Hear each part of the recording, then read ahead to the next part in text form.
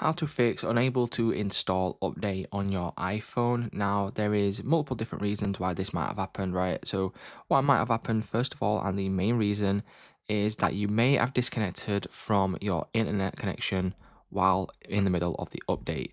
Now, if you did this, what you need to do is you just need to make sure that if you swipe down from the right hand corner, make sure that you're fully connected to Wi Fi, or make sure that you are connected to a mobile data network.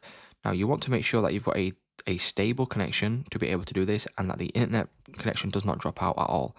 Now, if this doesn't work, what we can do is we can disable mobile data and stay connected to a Wi Fi network and make sure that you are only connected to one, because what the problem might be is if the internet connection on your Wi Fi drops out, it will automatically switch to your mobile data and that could cause problems between the update. Now, what else you could try is disabling the Wi Fi and staying only connected to the mobile data. And exactly the same thing could happen if the mobile data drops out or the Wi Fi drops out.